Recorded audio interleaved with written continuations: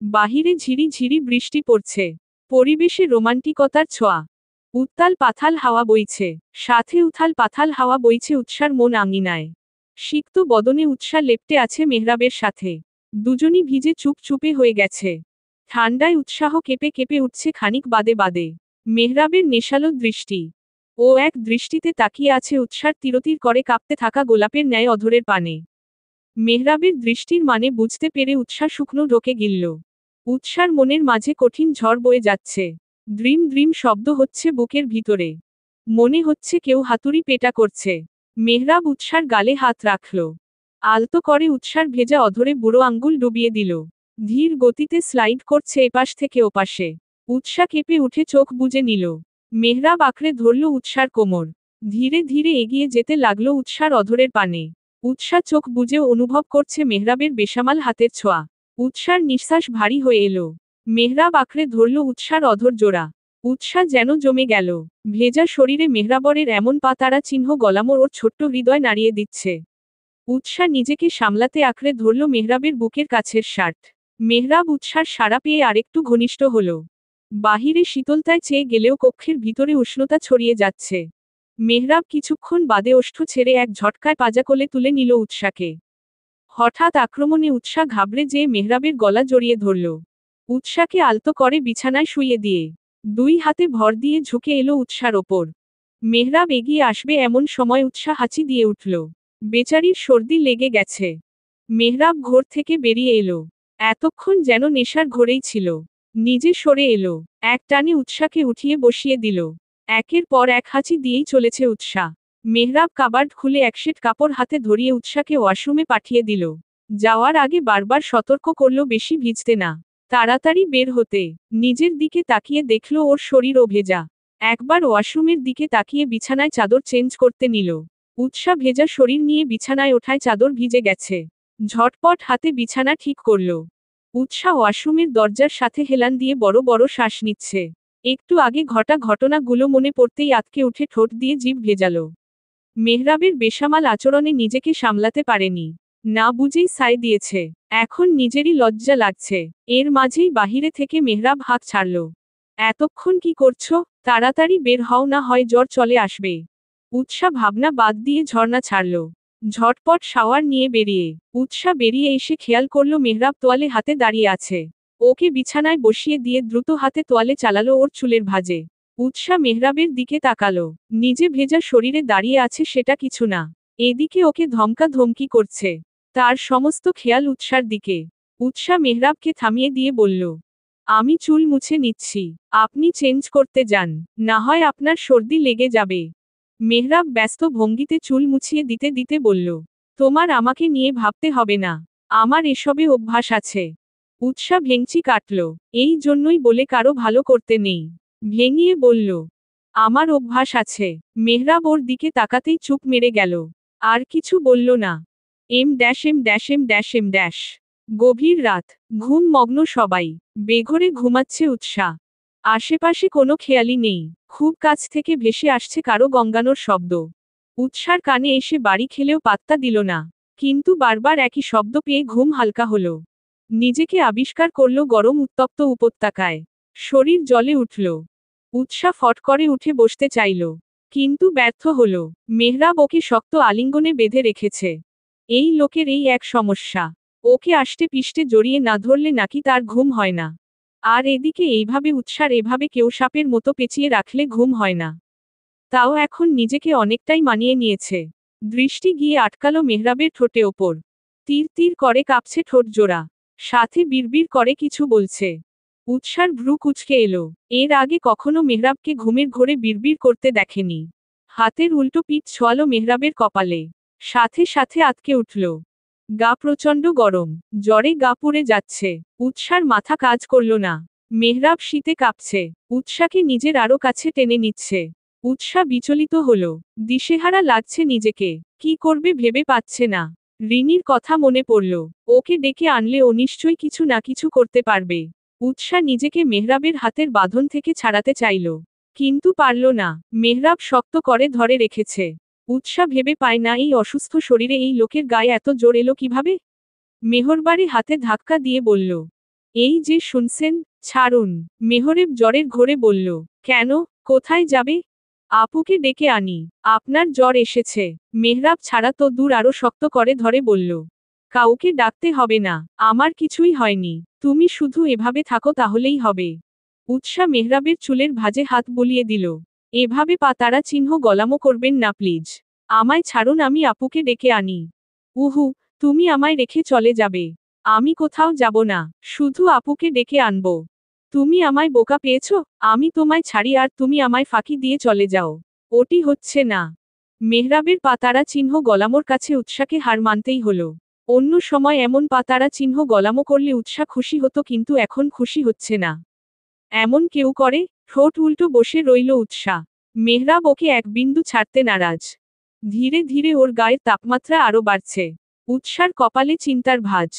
কি করবে ও? মনে পড়ল ওর ছোটবেলার কথা। ওর জ্বর হলে তনা বেগম মাথায় জলপট্টি দিয়ে দিতেন, এতে কিছুটা তাপমাত্রা কমে আসত। উৎসা ভাবল এখন আপাতত এটাই করুক। সকাল হলে কাউকে ডেকে আনবে।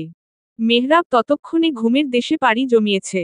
উৎসা চুপি চুপি ওর হাত ধরল। বাঁধন কিছুটা শিথিল হয়েছে। নিজেকে ছাড়িয়ে উঠে গেল। মগে করে পানি এনে মেহরাবের মাথায় জলপট্টি দিল। আধা ঘন্টা দেওয়া পরও তাপমাত্রা কমার নাম নেই। উল্টো জ্বর তর করে বাড়ছে। ওয়াশরুম থেকে বলতি ভরে পানি নিয়ে এলো। চিন্তার বিষয়, মেহরাবকে নড়াবে কি করে? শক্ত পোক্ত জিম করা পুরুষকে নড়ানো কি এতই সহজ? উৎসা মৃদু স্বরে মেহরাবকে ডাকছে। ছেলেটা কোনো মতে চোখ টেনে খুলল। জ্বরের ঘোরে তাকাতেও পড়ছে না। ইশারায় জিজ্ঞেস করল, কি হয়েছে? উৎসা বলল, এদিকে মাথা ঘোরান, মাথায় পানি দিব। মেহরাব কথা বাড়ালো না। ভদ্র ছেলের মতো উৎসারে কথা শুনল। উৎসা একমনে মেহরাবের মাথায় পানি দিচ্ছে। খানিকক্ষণ পর জ্বর কিছুটা কমল, কিন্তু শরীর এখনো গরম। উৎসা ফের মেহরাবকে ডাকল। কি? উৎসা মিনমিনে কণ্ঠে বলল, টি শার্টটা খুলুন, শরীর মুছিয়ে দিব। এই অসুস্থ শরীরেও মেহরাব দুষ্টু হাসল। দুষ্টুমির ছলে বলল, ছি ছি, বউ তুমি আমার অসুস্থতার সুযোগ নিতে চাইছ? একটু তো শরম রাখো। এই বেশি কথা বলবেন না তো। অসুস্থ শরীর নিয়েও তার মজা করতে হবে। যেটা বলছি সেটা করুন তাড়াতাড়ি। মেহরাব কোনো মতে উঠে বসল। টি শার্ট খুলতে গেলে ঢলে পড়তে নিল। উৎসা পড়ার আগেই ধরে ফেলল। পুনরায় শুইয়ে দিলে। গামছা ভিজিয়ে শরীর মুছে দিল। এতে কিছুটা কাজ হলো। তাপমাত্রা অনেকটাই কমেছে। এখন কিছু খাইয়ে ওষুধ খাওয়াতে পারলে ভালো হতো। কিন্তু ওষুধ পাবে কোথায়? উৎসা সন্ধানী দৃষ্টি চালালো রুম জুড়ে। চোখ পড়ল ড্রেসিং টেবিলের ড্রয়ারের দিকে। কয়েকদিন আগে মেহরাব সেখান থেকে ব্যান্ডেজ বের করে ওর হাতে লাগিয়েছিল। তাহলে হয়তো সেখানে ঔষধ থাকতে পারে। খুঁজে দেখল ওষুধের বক্স আছে কিনা। একটু খুঁজতেই ওষুধের বক্স পেয়ে গেল। উৎসা খুশি হলো। চওড়া হলো ঠোঁটের কোণের হাসি। ঝটপট নিচে ছুটল। রান্নাঘরে এসে স্যুপ রান্নার প্রস্তুতি নিল। এই অসুস্থ শরীরে হালকা কিছু হলেই ভালো হবে। তাড়াহুড়ো করে রান্না শেষ করে রুমে আসলো। রুমে ঢুকতেই নজর গেল বিছানায় সাথে হেলান দিয়ে বসে থাকা মেহরাবের দিকে। জোর জবরদস্তি করে টেনে চোখ খুলে রেখেছে। তাকিয়ে আছে দরজার দিকে। উৎসার যতদূর মনে পড়ে ও যাওয়ার সময় মেহরাব ঘুমিয়েছিল। দ্রুত পায়ে এগিয়ে গেল বিছানার কাছে। স্যুপের বাটিটা বিছানার পাশের টেবিলে রেখে উৎকণ্ঠা হয়ে হাত চালালো মেহরাবের কপালে। চিন্তিত ভঙ্গিতে বলল, এই অসুস্থ শরীরে আপনি উঠে বসেছেন কেন? মেহরাব গাল ফুলালো। ঠোঁট উল্টে বলল, তুমি আমায় ভালোবাসো না বউ? একটু ভালোবাসো না? উৎসা ভ্রু কুঁচকে জিজ্ঞেস করল, হঠাৎ এমন কথা বলছেন? তুমি আমায় ফেলে চলে গেলে? একটুও বুক কাঁপল না তোমার? তুমি আমায় একটুও ভালোবাসো না? উৎসা হাসল মেহরাবের মিষ্টি অভিযোগ শুনে। এক চামচ স্যুপ তুলে মেহরাবরের মুখের সামনে ধরে বলল, হা করুন। মেহরাব হাতও করলি না, উল্টো উৎসার কোমর আঁকড়ে ধরল। চঞ্চল কণ্ঠে বলল, আমি তোমায় কোথাও যেতে দিব না। আর এক মুহূর্তের জন্য ছাড়ব না তোমায়। ঠিক আছে, যেতে দিতে হবে না। এখন হা করুন। উহু, তুমি আমার কথা শোনোনি। আমায় রেখে চলে গেছো। আমি খাবো না, কিছুতেই খাবো না। উৎসা বলল, এমন পা তারা চিহ্ন গলামো করে না। আমি প্রমিস করছি, আর কোথাও যাব না। তাও আপনি হা করুন প্লিজ। উহু, তুমি চলে যাবে। আমি তোমায় যেতে দিব না। আমায় যেতে দিতে হবে না। আপনি এভাবেই থাকুন। শুধু হা করিম তাহলেই হবে। সুপোটুকু খেয়ে তারপর ওষুধ খেতে হবে, না হলে জ্বরটা আরো বাড়বে। মেহরাব মানতে নারাজ। ও কোনো মতেই হা করবে না। উৎসা বহু কষ্টে বুঝিয়ে সুঝিয়ে রাজি করালো। একটু একটু করে উৎসাহ খাইয়ে দিচ্ছে। মেহরাব বাচ্চা ছেলের মতো খাচ্ছে। ওর মুখভঙ্গি দেখে মনে হচ্ছে ৫-৬ বছরের বাচ্চা ছেলে বাহানা করছে। কখনো নাক সিটকাচ্ছে তো কখনো ঝালে হু হা করছে। মেহরাবের আচরণে উৎসার হাসি পেল। তবে হাসল না। এখন গম্ভীর মুখে না থাকলে মেহরাব আবার এদিক সেদিকে করবে। খাওয়ানো শেষ হলে উৎসা মেহরাবকে ওষুধ খাইয়ে দিল। উঠতে নিলে মেহরাব খপ করে আঁকড়ে নিল ওর কোমর। উৎসা হঠাৎ আক্রমণে থতমত খেয়ে গেল। মেহরাব বাচ্চাদের মতো বলল, আমি আর ছাড়ছি না তোমাকে। বাটিটা রেখে আসি। দরকার নেই, এখানেই থাকো। উৎসা আর উপায় পেল না। মেহরাবের পাতারা চিহ্ন গলামতে কিছুটা স্বস্তি লাগছে। ওর আজকের আচরণে উৎসার মনে অন্যরকম অনুভূতি হচ্ছে। ভালো লাগা কাজ করছে। মেহরাব মুখ গুজে দিল উৎসার গোলদেশে। উৎসা কেঁপে কেঁপে উঠল। মুহূর্তের ব্যবধানে মেহরাব ঘুমের দেশে তলিয়ে গেল। ওর গভীর নিঃশ্বাস আছড়ে পড়ছে উৎসার ঘাড়ে। শিরদাঁড়া বেয়ে শিহরণ বয়ে যাচ্ছে। কখন যে উৎসার চোখ লেগে গেল ও নিজেও বুঝল না। দুদিন মেহরাবের অতত্যাচাতারা চিহ্ন রে অতত্যাচাতারা চিহ্নিত হয়ে উৎসা বেচারির অবস্থা নাজেহাল। ১ মিনিটের জন্য মেহরাবকে রেখে কোথাও নড়ার সুযোগও পাচ্ছিল না। মেহরাব ওকে কোথাও যেতেই দেয়নি। একদম বাচ্চাদের মতো আচরণ যাকে বলে। যেমন বাচ্চারা অসুস্থ হলে মাকে ধরে রাখে তেমনি মেহরাব ওকে আটকে রেখেছিল। পারে না উৎসাকে নিজের সাথে বেঁধে রাখে। যদিও সেই পরিকল্পনাও করেছিল। কিন্তু উৎসার চোখ রাঙানো দেখে আর কথা বাড়ায়নি। চুপ মেরে গেছে। বেচারিকে সারাদিন ওর পাশে বসে থাকতে হয়েছে। উৎসা পারে না হাত পা ছড়িয়ে ছিটিয়ে কান্না করে। মেহরাবের পাতারা চিহ্ন গলামো সব সীমা পার করে ফেলেছে। তবুও বেচারি দাঁতে দাঁত চেপে সহ্য করেছে। উৎসা একটু রুম থেকে বের হলেও মেহরাবের মনে হয়েছে এই বুঝি উৎসা ওকে রেখে চলে যাচ্ছে। দুটো দিনে উৎসা রুমের বাহিরে ভুলেও এক পা ফেলতে পারেনি। মেহরাবের সকল সেবা যত্ন উৎসা নিজেই করেছে। ঘন্টায় ঘন্টায় মাথায় পানি দেওয়া, কাপলে জলপট্টি দেওয়া, গা মুছিয়ে দেওয়া, ওষুধ খাইয়ে দেওয়া সবই উৎসা একা হাতে করেছে। সালেহা বেগম ওকে সাহায্য করেছে। এই যেমন কি কি করতে হবে সেগুলো বলে দিয়েছে, খাবার রুমে এসে দিয়ে গেছে। আর রিনি তো মেহরাবের পাতারা চিহ্ন গলামো দেখে উৎসাকে ইচ্ছে মতো খুঁচিয়েছে। উল্টোপাল্টা বলে ওকে লজ্জা দিয়েছে। রীতিমতো টিটকারি করেছে। উৎসা বেচারিকে একদিকে মেহরাবের অত্যাচার আরেকদিকে রিনির খোঁচা সহ্য করতে হয়েছে। উৎসার দুদিনের অক্লান্ত পরিশ্রমের ফলে মেহরাব এখন পুরোপুরি সুস্থ। জ্বর একটুও নেই। এম। আয়নার সামনে দাঁড়িয়ে অফিসে যাওয়ার জন্য রেডি হচ্ছে মেহরাব। শার্টের বোতাম লাগাচ্ছে। রেডি হওয়ার মাঝে আর চোখে বারবার দেখছে ঘুমন্ত প্রেয়সীকে। বাচ্চা একটা মেয়ে ঠোঁট উল্টে কোল বালিশ জড়িয়ে কি সুন্দর নিশ্চিন্তে ঘুমিয়ে আছে। কোলবালিশটাকে দেখে মেহরাবের কাছে কেন যেন ওর সতীন সতীন ফিল আসতেছে। মনে হচ্ছে উৎসা কোল বালিশ না অন্য কোনো ছেলেকে জড়িয়ে আছে। মেহরাবের ইচ্ছে করল কোলবালিশটাকে তারা চিহ্ন রে ভর্তা বানিয়ে ফেলতে। যেভাবে এর আগে উৎসার পিছনে লাগা ছেলেগুলোকে তারা চিহ্ন রে ভর্তা বানিয়েছে ঠিক সেরকম ভাবে। কই ওকে তো এত নিবিড় ভাবে জড়িয়ে ধরে না, উল্টো ওকে পারলে ঠেলে সরিয়ে দেয়। নিজে তো জড়িয়ে ধরেই না, মেহরাব ধরতে গেলেও ছ্যাতো করে ওঠে। মেহরাব টাই বাঁধতে বাঁধতে একবার উৎসার দিকে তাকালো। অতঃপর ঘড়ি দেখল। উৎসার কলেজের টাইম হয়ে যাচ্ছে কিন্তু মেহরাব ওকে ডাকবে না। বাচ্চা মেয়েটা দুদিন যাবত ওর অনেক সেবা করেছে। আজকে আর কলেজ যাওয়ার দরকার নেই, রেস্ট নেক। মেহরাব রেডি হওয়া শেষে ঘড়ি পড়তে পড়তে উৎসার দিকে এগিয়ে গেল। এলোমেলো হয়ে ঘুমিয়ে আছে মেয়েটা। পরনের জামা কুঁচকে গেছে। কোমরের পাশটা সরে গেছে। উৎসার উন্মুক্ত মেদহীন পেট বেরিয়ে আছে। মেহরাব বেসামাল হতে গিয়েও নিজেকে সামলে নিল। মেয়েটা ঘুমাচ্ছে, এখন আর ঝালানো ঠিক হবে না। ওর যন্ত্রণায় দুটো দিন ঠিক মতো ঘুমাতেও পারেনি। মেহরাব উৎসার কোমর অবধি নেমে যাওয়া চাদরটা গলা অবধি টেনে দিল। ছোট চুলগুলো মুখের ওপর নেমে এসেছে। বিরক্তিতে উৎসা মাঝে মাঝে চোখ মুখ কুঁচকে ফেলছে। মেহরাব হাসল উৎসার কাণ্ডে। ফু দিয়ে চুলগুলো সরিয়ে দিল। এতে উৎসা কিছুটা নড়ে চড়ে উঠল। মেহরাব উৎসার মাথায় হাত বুলিয়ে দিল। মেয়েটা ওর হাত মাথা থেকে সরিয়ে বুকে জড়িয়ে ধরল আবেশে। মেহরাব কিছুটা চমকে উঠল। মুহূর্তের ব্যবধানে উৎসা আবারও গভীর ঘুমে তলিয়ে গেল। মেহরাব সতর্ক সহিত হাতখানা ছাড়িয়ে নিল। অতঃপর ঝুঁকে উৎসার কপালে চুমু এঁকে দিয়ে ব্লেজার হাতে নিয়ে বেরিয়ে পড়ল। যাওয়ার আগে একবার তার মিষ্টি বউটাকে দেখতে ভুলল না। এম। উৎসার ঘুম ভাঙল 10টা নাগাদ। আড়মোড়া ভেঙ্গে উঠে বসল। আশেপাশে তাকিয়ে মেহরাবকে না পেয়ে অবাক হল। মানুষটা গেল কোথায়? সুস্থ হতে না হতেই আবার কোথায় হাওয়া হলো।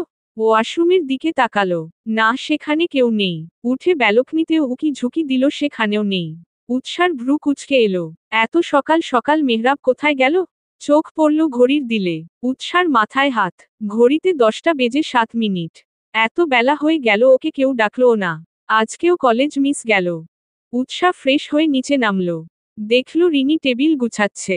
এগিয়ে গেল ওর কাছে। উৎসাকে দেখে রিনি খোঁচা দিয়ে বলল, মহারানীর ঘুম ভাঙল তবে?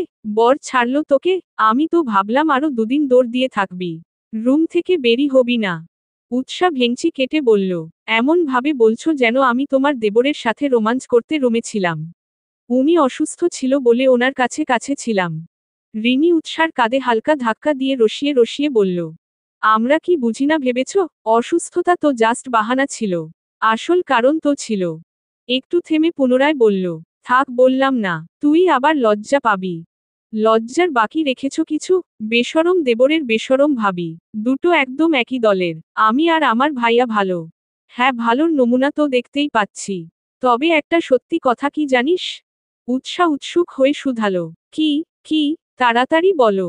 আমার পা তারা চিহ্ন গল দেবরটা তোকে ভীষণ ভালোবাসে। কথাটা শুনে উৎসা মুখ ভেঙচি কাটল।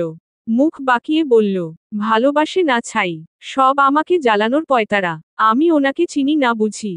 রিনি উৎসার মাথায় গাঁটটা মেরে বলল, কচু চিনেছিস? তোর ভাইয়া আমায় এত ভালোবাসে তবুও কখনো এতটা পাতারা চিহ্ন গলামো করতে দেখেনি। যতটা মেহারব এই দুদিন তোর জন্য করেছে। তোকে এক মুহূর্তের জন্য ছাড়েনি, তুই যদি ওকে ছেড়ে যাস সেই ভয়। যেই মানুষটা নিজের অসুস্থ অবস্থায় ও তোকে আঁকড়ে রেখেছে সে যে তোকে ভালোবাসে না এটা আমি মানতেই পারবো না। উৎসা কথাগুলো আমলেও নিল না। এক প্রকার ইগনোর করে বলল, শুধু দেবরের প্রশংসাই করবে নাকি আমায় কিছু খেতেও দিবে?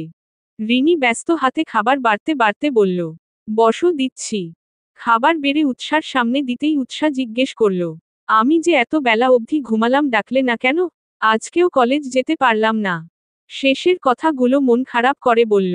রিনি উত্তর করল, আপনার সাহেবের করা নিষেধাজ্ঞা আপনাকে যেন না ডাকি। দুদিন আপনি তার সেবা করেছেন তাই রেস্ট নিতে বলেছে। না ডাকার জন্য ছোটখাটো একটা হুমকিও দিয়েছে। এসব ওনার পাতারা চিহ্ন গলামো কথাবার্তা। এরপরও বলবি আমার দেবর তোকে ভালোবাসে না? উৎসা খেতে খেতে জবাব করল, আলবাত বলবো, 100 বার বলবো। রিনি ওর মাথায় চাপড় দিয়ে রান্নাঘরে চলে গেল। উৎসা খাওয়া শেষ করে রুমে এলো। রুমে ঢুকতেই কানে বাজলো ফোনটা রিংটোন। কেউ কল দিচ্ছে। উৎসা বিছানার পাশের টেবিলে অবহেলায় পড়ে থাকা ফোনটা তুলে নিল। ফোনের স্ক্রিনে জল জল করছে, মাই লাভিং হাজব্যান্ড। উৎসার ভ্রু কুঁচকে এলো। ও তো নাম্বার সেভ করেনি, তাহলে কে করলো? মেহরাব। ভাবনার মাঝেই কলটা কেটে গেল। সেকেন্ডের ব্যবধানে পুনরায় নতুন উদ্যমে বেজে উঠল ফোন। উৎসা সাথে সাথে ফোনটা রিসিভ করল। ওপাশ থেকে ভেসে এলো শান্ত কণ্ঠস্বর, ঘুম ভেঙেছে মহারানী। মহারানী। মেহরাবের এরূপ সম্বোধনে উৎসার হৃদয় জুড়ে শীতলতা ছেয়ে গেল। মৃদু কণ্ঠে জবাব দিল, হ্যাঁ। অতঃপর খানিকক্ষণ দুজনের মাঝে নীরবতা। উৎসা এবার নিজেই জিজ্ঞেস করল, আপনি কোথায় গিয়েছেন? অফিসে। হ্যাঁ। উৎসা অভিমানী কণ্ঠে অভিযোগ করল, এই অসুস্থ শরীরে যাওয়ার কি খুব দরকার ছিল? আরও একটা দিন রেস্ট নিলে কি হতো? উৎসার অভিমানী কণ্ঠে মেহরাবের ঠোঁটের কোণে হাসি ফুটে উঠল। এতদিনে মেয়েটা তার সাথে মানিয়ে নিতে পারল তবে। দুষ্টুমির ছলে বলল, আমারও ইচ্ছে করছিল না বউয়ের আদর, সেবা, যত্ন ছেড়ে আসতে, কিন্তু কি করব বলো? বাবা আর ভাইয়া মিলে অফিস সামলাতে হিমশিম খাচ্ছে। তাই আসতেই হলো। খেয়েছেন? হ্যাঁ। তুমি? এই তো মাত্রই খেয়ে আসলাম। আপনি যাওয়ার সময় আমায় ডাকলেন না কেন? আজকেও ক্লাস মিস গেল। মেহরাব ধীর কণ্ঠে বলল, তোমার ঘুমন্ত মুখ মায়াবী মুখখানা দেখে ডাকতে ইচ্ছে করল না তাই ডাকিনি। এই দুদিন আমার সেবা করে ভালো মতো ঘুমাতে পারোনি। তাই আজকের দিনটা রেস্ট নেও। কালকে থেকে রেগুলার যেও। আরও টুকটাক কিছু কথা হলো দুজনের মাঝে। ইদানিং উৎসা আর মেহরাবের সম্পর্কটা অনেকটাই স্বাভাবিক হয়েছে। উৎসা ধীরে ধীরে নিজেকে মেহরাবের সাথে মানিয়ে নিচ্ছে। এম। শুক্রবার দিনটা সবারই ছুটি থাকে। সেই মতে উৎসাদের বাড়িতে চলছে জমজমাট আয়োজন। মেহরাবদের বাড়ির সবাই আসবে এই বাড়িতে। সবার আজকে দাওয়াত। হুট করে মেয়েটার বিয়ে হয়ে গেল। এরপর এদিক সেদিকে ব্যস্ততায় দুই পরিবারের সেভাবে দেখা সাক্ষাৎই হয়নি। দুই পরিবারের মিল ঘটাতে এই আয়োজন।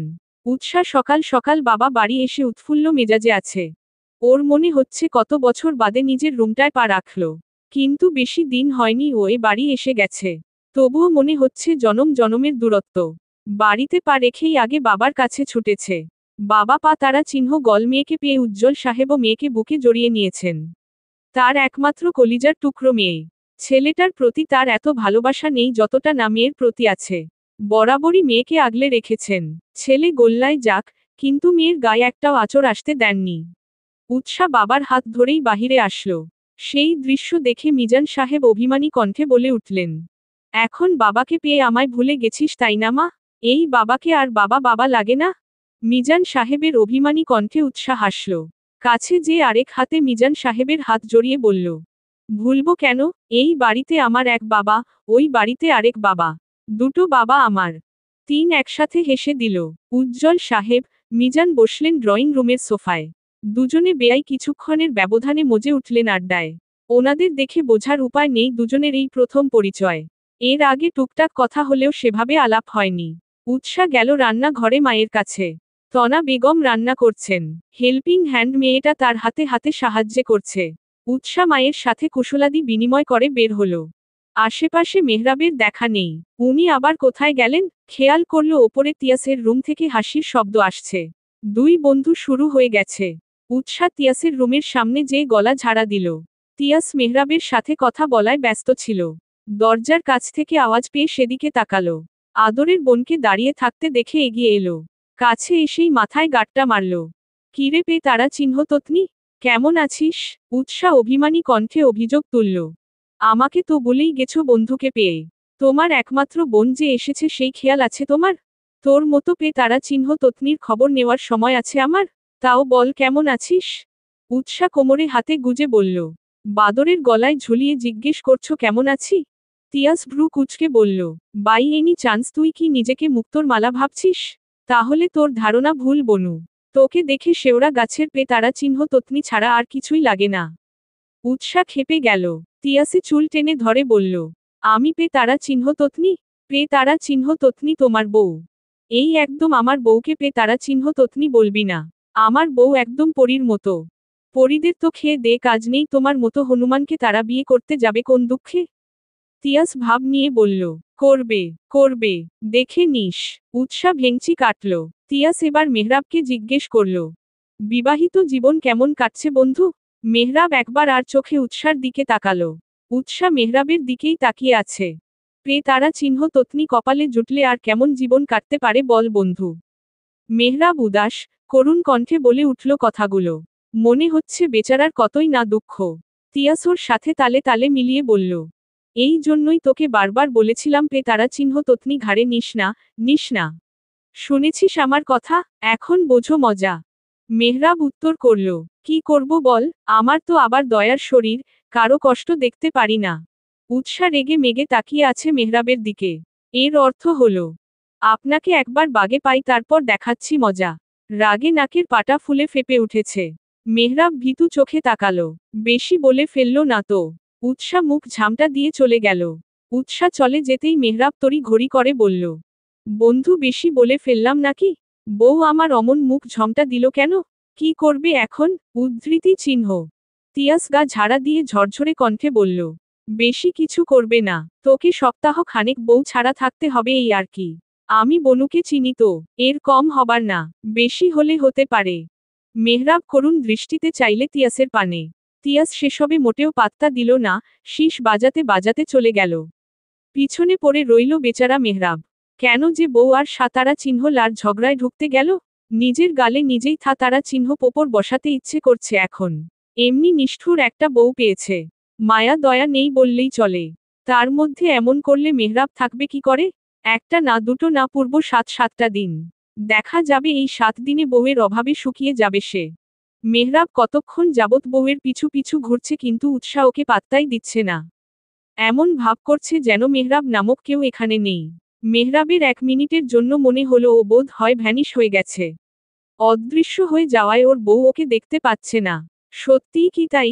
তাহলে তো একটা কিছু করতেই হয়। মেহরাব কি করবে ভেবে পেল না। হুট করে চুমু বসিয়ে দিল উৎসার গালে।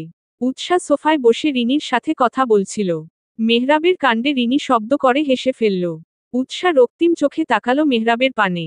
বেচারা মেহরাব উৎসার চোখ রাঙানো দেখে ফিচলে হাসল। দাঁত কেলিয়ে বলল, আমি ভেবেছি আমি বোধ হয়ে অদৃশ্য হয়ে গেছি, তাই আর কি চেক করছিলাম। তোমরা গল্প করো, আমি গেলাম। উৎসার ভাবভঙ্গি একটু পরিবর্তন হলো না, একই ভঙ্গিতে চেয়ে রইল। মেহরাব ওর চাহনির মানে বুঝে মানে কেটে পড়ল। এমনিতেই বউ ক্ষেপে আছে, এখন বাড়াবাড়ি করলে আস্ত চিবিয়ে খাবে। মেহরাব প্রস্থান করার সাথে সাথে রিনির টিজ করা শুরু হয়ে গেল। আপু চুপ করবে তুমি, না হয় তোমার সাথেও কথা বলবো না। রিনি হেসে দিল, হাসতে হাসতে বলল, তুই কি আমায় ভোলা ভালা, তোমার প্রেমে দিওয়ানা মেহরাব মির্জা পেয়েছ জানো। আমি তোর ওই হুমকি ধামকিতে ভয় পাই না। কথা না বলেল মা তারা চিহ্ন ইর দিয়ে কথা বলাবো। উৎসাহ হাসল রিনির কথায়। এই তো কয়েকদিনের পরিচয় তাদের, কিন্তু রিনি মাঝে মাঝে এতটা অধিকার বোধ নিয়ে কথা বলে মনে হয় উৎসার আপন বোন ওকে শাসন করছে। আবার দুজন ঝগড়া করেছিস? রিনি কথাটা শেষ করতে পারল না, তার আগেই উৎসাহ তেতে উঠল। তেতে উঠে বলল, তোমার কি আমাকে ঝগড়ুটে মনে হয়? আমি খালি ঝগড়া করি, আর তোমার দেবর দুধে ধোয়া তুলসী পাতা। আরে তুই ভুল বুঝছিস আমায়, আমি সেটা মিন করিনি। কি হয়েছে বল? উৎসা ক্রুদ্ধ হয়ে বলল, তোমার দেবর আমায় পে তারা চিহ্ন তত্নি বলেছে। আমি কি পে তারা চিহ্ন তত্নি? আমায় কোন এঙ্গেল দিয়ে পে তারা চিহ্ন তত্নি লাগে শুনি? তুমিই বলো, আমায় দেখতে কি সত্যি পে তারা চিহ্ন তত্নির মতো লাগে? শেষের প্রশ্নগুলো ছিল একরাশ অভিমান মেশানো। রিনির মনে হলো এই বুঝি উৎসা কেঁদে দিবে। হলোও তাই, ঠোঁট উল্টে কান্না কান্না ভাব। রিনি উৎসাকে কাছে টেনে নিল, আদর করে বলল, মন খারাপ করিস না বনু। মেহরাব হয়তো মজা করে বলেছে, জানিস তো ওর স্বভাব। উৎসা নাক টেনে বলল, এই জন্যই ভেবেছি তোমার দেবরকে 1 সপ্তাহ শাস্তি দিব। 1 সপ্তাহ ওনার সাথে কথা বলবো না। ভালো করেছি না বলো? 1 সপ্তাহ একটু বেশি হয়ে গেল না? হলে হবে, আমি ওনাকে শাস্তি না দিয়ে হার মানব না। উৎসা তার সিদ্ধান্তে অটল, কোনো মতে ও মেহরাবকে ছাড় দিবে না। চুল পরিমাণ ছাড়ও না। এম। তিয়াস বেচারা এতিমের মতো তানজিলার দিকে তাকিয়ে আছে। মেয়েটা নিষ্ঠুর মানবীর ন্যায় ওকে পাত্তাই দিচ্ছে না। কেমন নির্দয়ের মতো বান্ধবীর সাথে খোশ গল্প করছে, ওকে পাত্তাই দিচ্ছে না। এদিকে যে কেউ একজন তার দিকে চাতকের ন্যায় চেয়ে আছে, সে খেয়াল কি তার আছে? উহু, একটুও নেই। খেয়াল থাকলে নিশ্চয়ই একবার হলেও এদিকে তাকাতো। আশেপাশে সন্ধানী দৃষ্টিতে তার প্রেমিক পুরুষকে খুঁজে বেড়াতো। কিন্তু সে এগুলোর কিছুই করছে না। করবেই বা কেন? তার বজ্জাত বোনটার বজ্জাত মার্কা সাগরের তো সে। বোনটা তার বন্ধুকে জ্বালিয়ে মাতারা চিহ্ন রোছে, আর বোনের বান্ধবী তাকে জ্বালিয়ে মাতারা চিহ্ন রোছে। খুব শীঘ্রই মেয়েটাকে খাঁচায় বন্দি করতে হবে, এভাবে ছেড়ে রাখা যাবে না। তিয়াস মনে মনে ফন্দি এঁটে বসল। বন্ধু তার বিয়ে করে সংসার করছে, তাহলে ওই বা পিছিয়ে থাকবে কেন? এম। মেহরাব পড়েছে মহা ফাসাদে। কেন যে বন্ধু নামক শত্রুটার সাথে তালে তাল মিলাতে গিয়েছিল, এখন সেই স্বাদ হাড়ে হাড়ে টের পাচ্ছে। মানুষ এই জন্যই বলে, সাতারা চিহ্ন লা মানেই জ্বালা। সেই জ্বালাই এখন মেহরাবকে জ্বালিয়ে মাতারা চিহ্ন রোছে। যন্ত্রণায় মেহরাবের ইচ্ছে করছে হাত পা ছড়িয়ে ছিটিয়ে কান্না করতে, কিন্তু বেচারা সেটা পারছে না। উৎসা বসে আছে তানজিলা আর রিনির সাথে। একটু বাদেই ওরা চলে যাবে। তবে উৎসা মনে মনে ফন্দি এঁটে বসে আছে যে কোনো বাহানায় ও এখানে থেকে যাবে। যাবে না ও বাড়ি। ওকে পে তারা চিহ্ন তত্নি বলা? বিড়বিড় করে বলল, মেহরাব মির্জা, আমি যদি আপনাকে পে তারা চিহ্ন তত্নি বলার মজা হাড়ে হাড়ে না বুঝাতে পারি, তাহলে আমার নামও উৎসা না। অবশেষে যাওয়ার সময় হয়ে এলো। উৎসা মিজান সাহেবের কাছে বায়না ধরল, আদুরে গলায় বলল, বাবা আমি কিছু দিন এ বাড়িতে থাকি। মিজান সাহেব একবার ছেলের দিকে তাকালেন। মেহরাব ইশারায় না বোঝাচ্ছে। উৎসা ঠোঁট উল্টে বলল, প্লিজ বাবা, থাকি না। মিজান সাহেব উৎসার কথা ফেলতে পারলেন না। উৎসার মাথায় হাত বুলিয়ে দিয়ে বলল, ঠিক আছে, তবে তাড়াতাড়ি ফিরে আসিস মা। তোকে ছাড়া যে আমার বাড়িটা ফাঁকা ফাঁকা লাগবে। উৎসা মিষ্টি হেসে বলল, হ্যাঁ, তাড়াতাড়ি চলে আসব। কি আর করার, মেহরাবকে একাই ফিরে আসতে হলো। রুমে ঢুকতেই বিষণ্ণতা জেঁকে বসল। রুমটা কেমন ফাঁকা ফাঁকা লাগছে। মেহরাব আশেপাশে তাকালো। না, সব কিছু তার নিজের জায়গায় আছে, তবে যেটা নেই সেটা হলো এই রুমের মালকিন, যার অস্তিত্ব পুরো রুম জুড়ে বিরাজ করে। বাড়ি ফিরে পিচ্ছি মেয়েটাকে চোখের সামনে না দেখলে মেহরাবের হৃদয় যেন এক ফোঁটাও শান্ত থাকে না। উন্মাদ হয়ে যায় মেহরাব। মেহরাব ভালো করেই বুঝে গেছে এখন উৎসার কাছে গেলে মেয়েটার রাগ কমবে, উল্টো বাড়বে। তাই না যাওয়াই ভালো। মেহরাবের চোখের সামনে ভেসে উঠল এই তো কয়েকদিন আগের ঘটনা। ও অসুস্থ থাকা অবস্থায় উৎসার আকুলতা। মেহরাব ঠোঁট এলিয়ে হাসল। রুমে টিকতে না পেরে বাইকের চাবি নিয়ে বেরিয়ে পড়ল। অনেক দিন হলো বাইক নিয়ে বের হওয়া হয় না।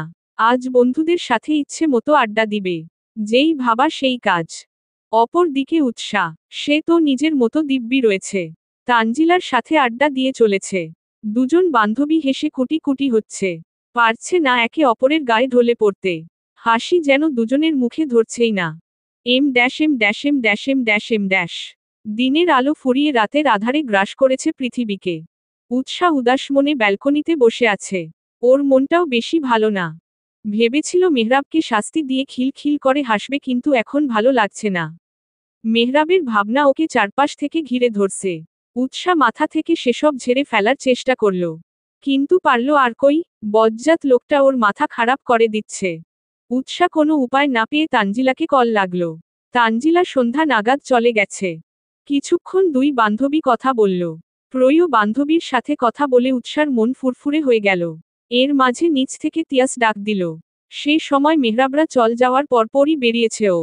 না হয় উৎসাহ ওর সাথে খুনসুটি করেই এতক্ষণ কাটিয়ে দিত। উৎসাহ ভাইয়ের ডাক শুনে ঝটপট নিচে নামল।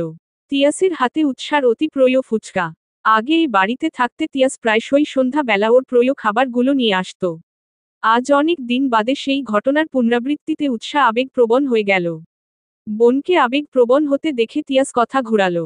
খোঁচা দিয়ে বলল, কান্নাকাটি করলে কিন্তু দিব না। কোনো কাঁদুনে মেয়ের জন্য আমি আমার কষ্টের টাকা খরচ করিনি। তাই মোটেও কান্না করবি না। উৎসাহ সেটা মানতে পারল না। না চাইতেও অক্ষিকল ঘেঁষে এক ফোঁটা অশ্রু বিন্দু গড়িয়ে পড়ল। তিয়াস সেটা দেখে গলা বাড়িয়ে তনা বেগমকে ডাকতে ডাকতে বলল, আম্মু একটা প্লেট নিয়ে এসো তো। একজনের জন্য ফুচকা এনেছিলাম, সে কান্না করাই ব্যস্ত। তাই আমার ফুচকা আমিই খাবো। তনা বেগম প্লেট নিয়ে এলো। তিয়াস চেয়ার টেনে বসে প্যাকেট থেকে ফুচকাগুলো একে একে বের করল। উৎসাহকে দেখিয়ে দেখিয়ে একটা ফুচকায় টক পুড়ে দিচ্ছে। মুখে দিতে নিবে এমন সময় উৎসাহ চট করে এসে ফুচকাটা নিজের মুখে পুড়ে নিল। অতঃপর বিশ্বজয়ী হাসি দিল। ভেঙচি কেটে বলল, শখ কত, আসছে আমার প্রিয় ফুচকা খেতে। পাশের চেয়ার টেনে বসে পড়লে। আয়েস করে বসে বলল, আমার ফুচকা খেতে চাওয়ার অপরাধে তোমায় শাস্তি দেওয়া হলো। তিয়াস ভ্রু কুচকে বলল, আমার আনা ফুচকা আমি খাবো, এতে আবার আমিই শাস্তি? বাহ, দারুণ তো। হ্যাঁ, এখন শাস্তি পালন করো। তা শাস্তিটা কি পেয়ে তারা চিহ্ন তত্নীদের মহারানী? উৎসাহ চোখ গরম করে তাকালো। তিয়াস ওর চাহনি পাত্তাও দিল না। তোমার শাস্তি হলো সবগুলো ফুচকাই তুমি আমায় খাইয়ে দিবে। তিয়াস আর বাক্য ব্যয় করল না। কারণ ও ভালো করেই জানে উৎসাহ যেহেতু একবার বলেছে তো বলেছেই। এর নড়চড় হবে না। অনেক দিন পর বোনের আবদার পালন করতে পেরে তিয়াসের মনটা আনন্দে নেচে উঠল। কিন্তু মুখে সেটা প্রকাশ করল না। এক রাশ বিরক্তি ঝুলিয়ে রাখল। এমন ভাব যেন উৎসাহকে খাইয়ে দিতে ওর কতই না বিরক্ত লাগছে। কিন্তু মনে মনে খুশি হয়েছে। বোনটা তার বড্ড আদরের, অনেক ভালোবাসার। কিন্তু কখনোই প্রকাশ করা হয়নি। ফুচকা খেতে গিয়ে উৎসার ঝাল লাগলো। ঝালে জিভ জ্বলে যাচ্ছে। তিয়াস ছুটে গিয়ে ফ্রিজ থেকে আইসক্রিম এনে দিল। বোন আসবে শুনে আগেই এনে রেখেছিল। বাকিটা সময়ে দুই ভাই বোনের খুনসুটিতেই কেটে গেল। এই সময়ের মাঝে উৎসার একটা বারের জন্য মেহরাবের কথা মনে পড়ল না। দিব্যি ভুলে গেল মানুষটাকে। M dash M dash M dash M dash. রাত 1টা বেজে 2 মিনিট। গভীর ঘুমে মগ্ন সবাই। বিছানার পাশের টেবিলে অবহেলায় পড়ে থাকা ফোনটা বারবার জানান দিচ্ছে কেউ একজন গভীরভাবে উৎসাহ নামক রমণীকে স্মরণ করছে। উৎসাহকে তার ডাকে সাড়া দিতেই হবে। সাড়া না পাওয়া অবধি অপাশের মানুষটা থেমে যাওয়ার পাত্র নয়। উৎসাহ তখন গভীর ঘুমে বিভোর। রাতের খাবার খেয়ে এসেই শুয়ে পড়েছে। সারাদিন এদিক ওদিক ছুটোছুটি করায় ক্লান্তি জেকে ধরেছে। ক্লান্তিতে ঘুমিয়ে পড়েছে তাড়াতাড়ি। অপর পাশের মানুষটা দিশেহারা হয়ে গেছে। এক পর্যায়ে উৎসার ঘুম ছুটে গেল। পিট পিট করে চেয়ে হাতড়ে ফোনটা খুঁজল। পেয়ে গেলে কোনোদিকে না তাকিয়ে কল রিসিভ করে কানে ধরল। কানে ধরতেই অপর পাশ থেকে পুরুষালী অধৈর্য কণ্ঠ ভেসে এলো, ব্যালকনিতে এসো। উৎসার ঘুম এক লহমায় ছুটে গেল। চট করে তাকালো ফোনের স্ক্রিনে। জল জল করছে, মাই লাভিং হাজব্যান্ড নামটা। ঘড়ির দিকে তাকালো একবার। 1টা বেজে 10 মিনিট। উৎসাহ তড়িঘড়ি ব্যালকনিতে গেল। চোখ পড়ল উৎসাদের বাড়ির সামনের রাস্তায় ফুলের তোড়া হাতে দাঁড়িয়ে থাকা মেহরাবের দিকে। পাশেই গোটা গোটা অক্ষরে সরি লেখা। উৎসাহ এতক্ষণে মেহরাবের এখানে আসার কারণ খুঁজে পেল। ফোনটা খট করে কেটে ছুটল নিচে। গেট খুলে এক দৌড়ে মেহরাবের কাছে এসে থামল। মেহরাব চট করে হাঁটু গেড়ে বসে পড়ল। মাথা নিচু করে বলল, সরি মিসেস মেহরাব, আপনাকে পেয়ে তারা চিহ্ন তত্নি বলা আমার অনেক বড় অপরাধ হয়েছে। এই অধমকে এবারের মতো ক্ষমা করে দিন। উৎসা ভ্রু কুঁচকে তাকিয়ে রইল। মেহরাব পুনরায় বলল, আপনি তো মেহরাব মির্জার মন মহলের একমাত্র উত্তরাধিকারী, তার মহারানী, আর সেই রাজ্যের সামান্য প্রজা আমি। এবারের মতো ক্ষমা করে দিন এই প্রজাকে। উৎসা মেহরাবের কাণ্ডে কি রিয়েকশন দিবে সেটাই ভুলে গেল। এক মুহূর্তের জন্যই মনে হলো প্রেমিকের সাথে ঝগড়া হওয়ায় প্রেমিক পুরুষটি তার প্রেয়সীর মান ভাঙাতে এসেছে মাঝরাত। উন্মাদ প্রেমিক প্রেয়সীর বিহনে দগ্ধ হয়ে প্রণয়ের দহনে টিকতে না পেরে ছুটে এসেছে। কিন্তু এমন কিছুই না, সামনে হাঁটু মুড়ে বসে থাকা যুবকটি তার স্বামী, তাও আবার অনাকাঙ্ক্ষিত মানুষ। তবুও তার আচরণে বোঝার উপায় নেই। মেহরাবের পাতারা চিহ্ন গলামো দেখলে যে কেউ চোখ বুজে বলে দিবে উন্মাদ প্রেমিক প্রেমিকার মান ভাঙাতে এসেছে। উৎসা নিজেকে ধাতস্থ করে বলল, মাফ করতে পারি, তবে এক শর্তে। কি সেই শর্ত তাড়াতাড়ি বলুন। এরপর কখনো আমায় রাগাতে পারবেন না। এটা তো মানতে পারবো না মহারানী। উৎসা ভ্রু কুঁচকে প্রশ্ন করল, কেন? আপনাকে না রাগালে আমার যে শান্তি লাগে না। আপনি যখন রেগে মেগে রক্তিম মুখে তাকান বিশ্বাস করেন আপনার সেই দৃষ্টিতে আমি আমার ধ্বংস দেখতে পাই। উৎসা বিপরীতে জবাব দেওয়ার কিছুই পেল না। মেহরাব আবার বলল, উঠব? এভাবে বসে থাকতে পা ব্যথা করছে যে। উৎসা ভেঙচি কেটে বলল, নায়ক নায়ক ভাব ধরতে গেলে এমনই হয়। উঠুন। মেহরাব উঠে ফুলের গোছা উৎসার দিকে বাড়িয়ে দিল। উৎসা খুশি হয়ে ফুলগুলো নিল। অতঃপর ফুলের সুঘ্রাণ নিতে নিতে বলল, এত সুন্দর ভুল উপহার দেওয়ার জন্য আপনাকে মাফ করাই যায়। মেহরাবের ঠোঁটের কোণে হাসি ফুটে উঠল। উৎসার থেকে ইতিবাচক উত্তর পেয়ে কিছুটা এগিয়ে আসলো। গায়ে গা ঘেঁষে দাঁড়ালো। কিছুটা ঝুঁকে ফিসফিস করে বলল, এভাবে সামনে এসো না বউ, নিজেকে কন্ট্রোল করা টাফ হয়ে যায়। You are looking so hot. মেহরাবের এরূপ মন্তব্যে উৎসা একবার নিজের দিকে তাকালো। পরনে তিয়াসের টি শার্ট আর ট্রাউজার, গায়ে ওড়নার বালাই নেই। উৎসার ইচ্ছে করল লজ্জায় মাটির সাথে মিশে যেতে। তাড়াহুড়োয় ওড়না আনার কথা বেমালুম ভুলে বসেছে। উৎসা জোরেই বলল, অসভ্য, লুইচ্ছা বেডা। মেহরাব ঠোঁট কামড়ে হাসল। উৎসা এক ছুটে বাড়ির ভিতরে ঢুকে গেল। Em dash M dash M dash M dash. পরন্তু বিকেলে সূর্য হেলে পড়ছে পশ্চিম দিকে। উৎসা তানজিলা দুজন এলাকায় হাঁটতে বের হয়েছে।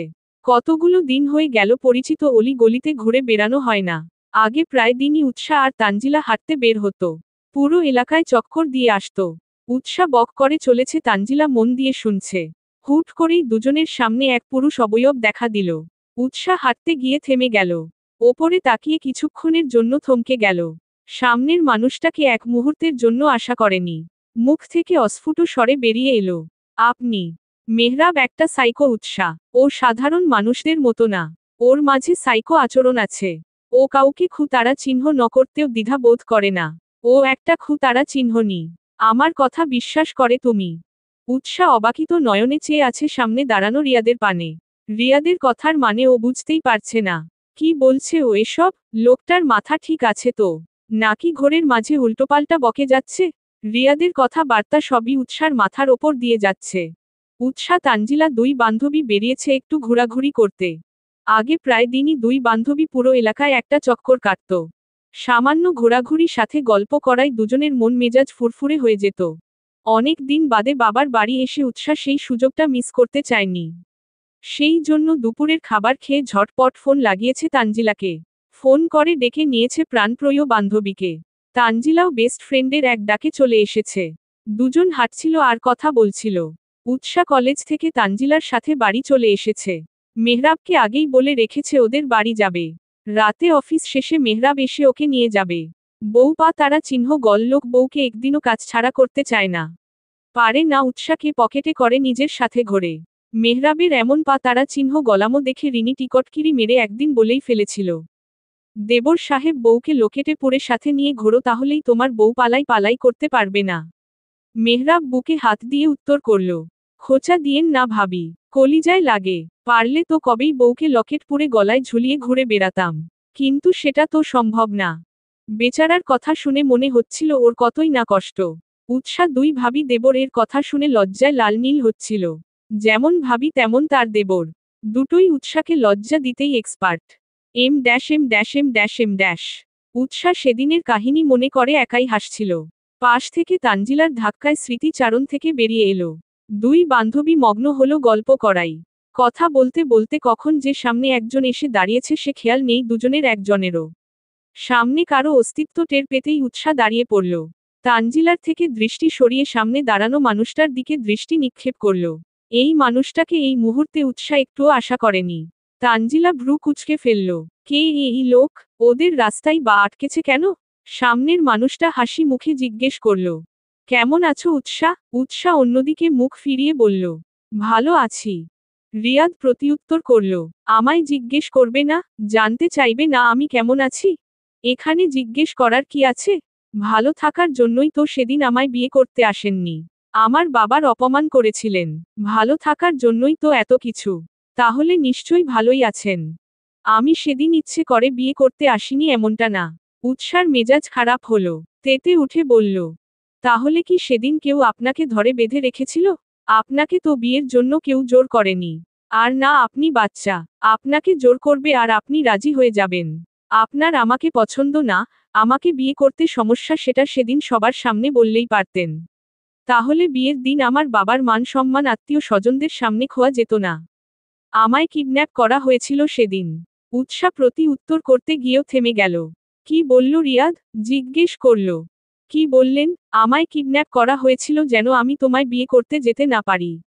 উৎসা ঝাঝালো গলায় বলল, এখন সিনেমার কাহিনী শুরু করেছেন আপনি? আপনার কি মনে হয় আমি আপনার এসব কথা বিশ্বাস করব?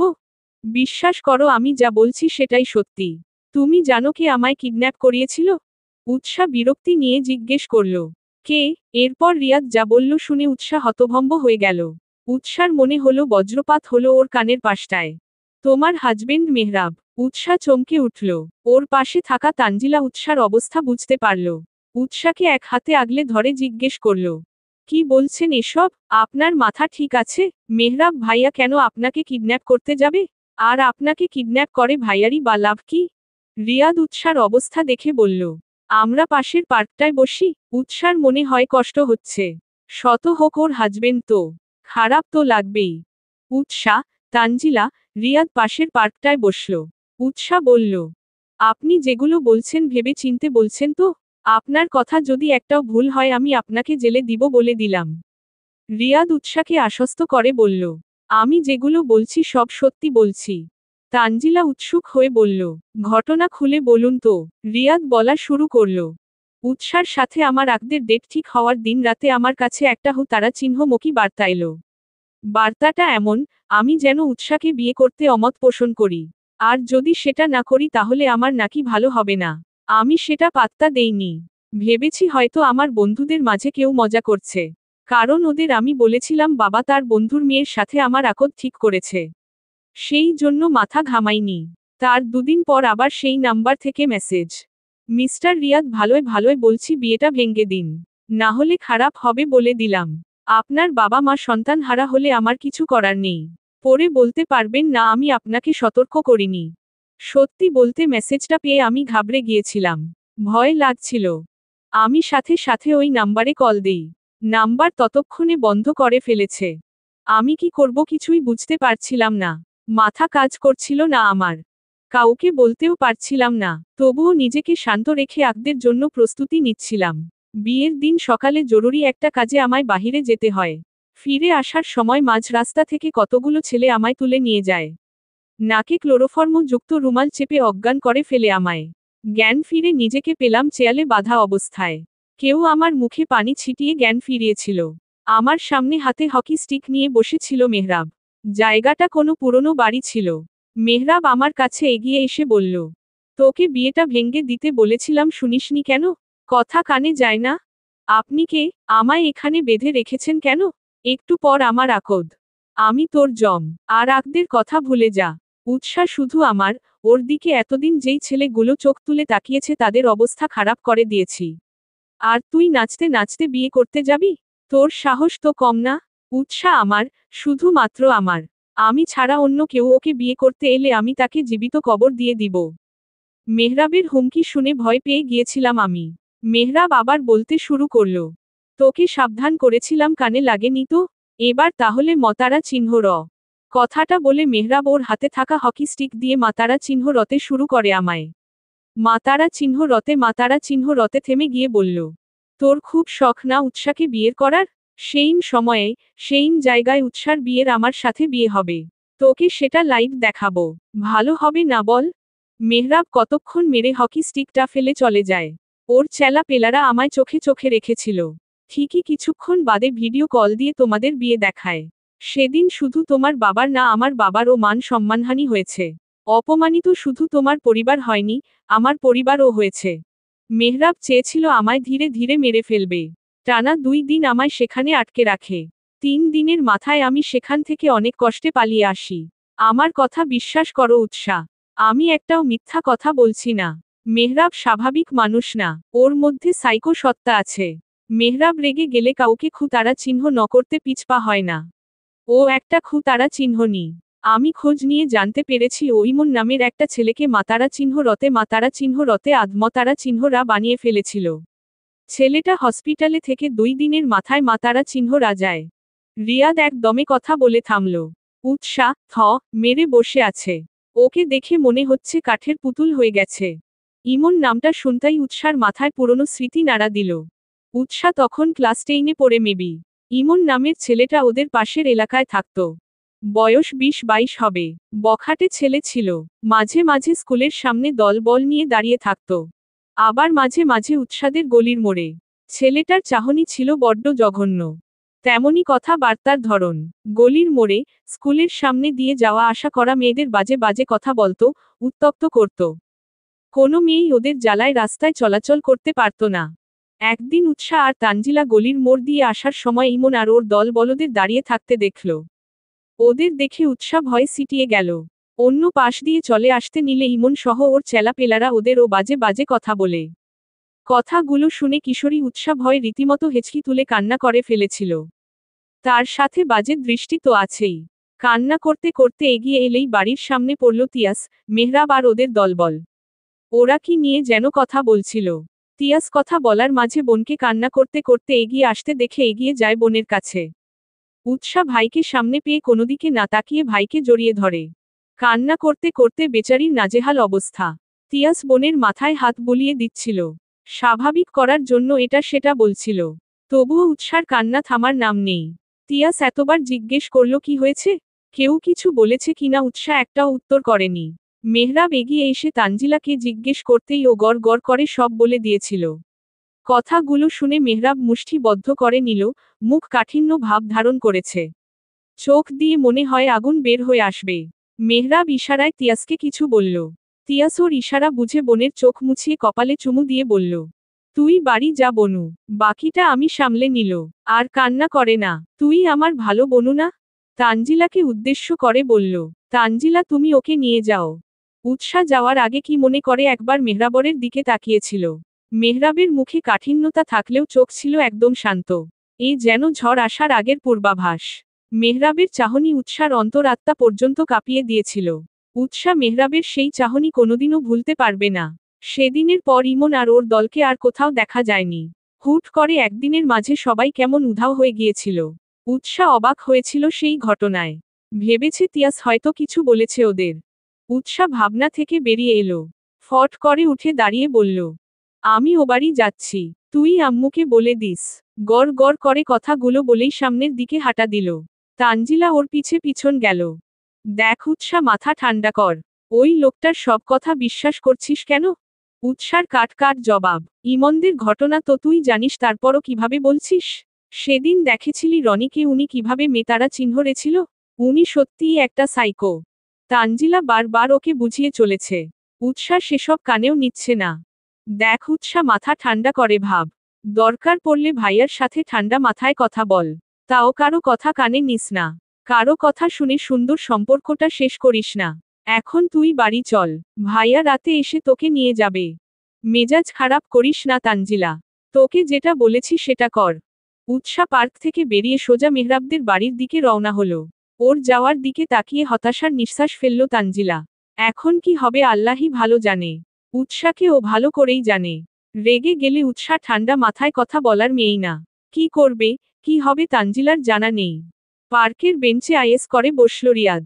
ঠোঁটের কোণে ক্রূর হাসি। হাসি আরো কিছুটা চওড়া করে বলে উঠল, মেহরাব, তুই আমার কাছ থেকে আমার শিকার কেড়ে নিয়েছিস। তুই কি ভেবেছিস আমি তোকে শান্তিতে থাকতে দিব?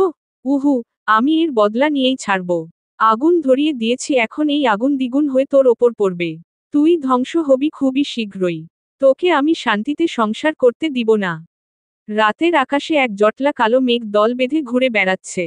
কালো মেঘেদের আনাগোনায় চন্দ্র ততক্ষণে নিজেকে আড়াল করে ফেলেছে। কালো আধার সাথে কৃষ্ণ বর্ণ মেঘেদের ভিড়ে চন্দ্র হারিয়েছে নিজের উজ্জ্বলতা, নিজের স্থায়িত্ব। চন্দ্রের কিরণও আজ সকল আধারকে কাটিয়ে উঠতে পারছে না। সকল শত্রু যখন একজোট হয়ে বাসা বাঁধে তখন প্রতিপক্ষের কিছুই করার থাকে না।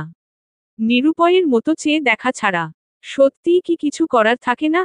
নাকি চাইলেই সকল বাধা বিপত্তি পেরিয়ে আসা যায়? উৎসা ব্যালকনিতে দাঁড়িয়ে আছে। মনের ভিতরে দাউ দাউ করে আগুন জ্বলছে। মনের কোণে জমেছে এক রাশ ঘৃ তারা চিহ্ন না। মেহরাব এতটা খারাপ? উৎসা জানত ছেলেটা মাতারা চিহ্ন রাতারা চিহ্ন মাতারা চিহ্ন রি করে, গু তারা চিহ্ন এন্ডামি করে বেড়ায়, তাই বলে খু তারা চিহ্ন নি। মেহরাব ওর সাথে কেন করলো এমনটা? উৎসা তো ওর কোনো ক্ষতি করেনি। তাহলে কেন করলো এমনটা?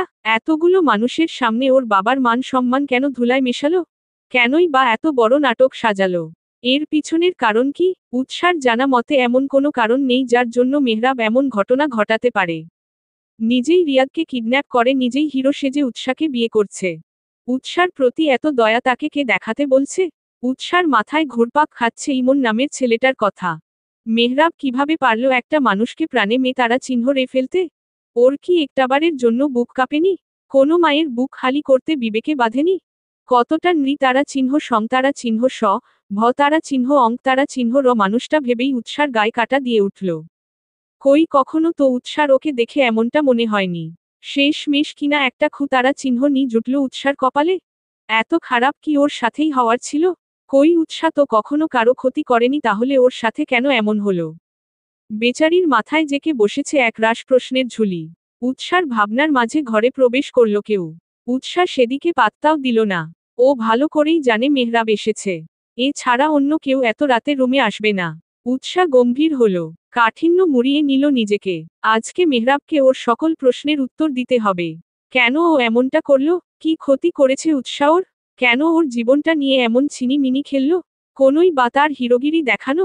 মেহরাব ক্লান্ত পায়ে রুমে ঢুকেই আশেপাশে উৎসাকে খুঁজল। রুমে না পেয়ে ওয়াশরুমে খুঁজল, তাও না পেয়ে ডাকা শুরু করল। বউ, ও বউ কোথায় তুমি? এদিকে এসো। উৎসা শুনেও জবাব দিল না। মেহরাব ডেকেও উৎসার জবাব না পেয়ে হাতে থাকা কোট বিছানায় ছুঁড়ে ফেলে দিল। শার্টের বোতাম খুলতে খুলতে এগিয়ে গেল ব্যালকনিতে। উৎসাকে দাঁড়িয়ে থাকতে দেখে প্রশ্ন ছুড়ল, তুমি এখানে? আমি ডাকছি সাড়া দিচ্ছ না কেন? উৎসা উত্তর দিল না। মেহরাব কাছে এগিয়ে আসলো। উৎসার সামনে দাঁড়িয়ে চুলগুলো ঠিক দেওয়ার জন্য হাত বাড়িয়ে বলতে লাগলো, বাহ, আজকে আমার বউটা দেখি ভালো হয়ে গেছে। কোনো কথা ছাড়াই একা একা চলে এসেছে। তুমি আমাকে আগে বলবে না তুমি চলে আসবে, তাহলে আমি সোজা তোমার কাছে চলে আসতাম। আমায় এতটা ঘুরতে হতো না। উৎসা এবারও জবাব করল না। চুপচাপ সরে গেল। মেহরাব ওকে চুপ থাকতে দেখে নিজেই বলল, কাহিনী কি বউ?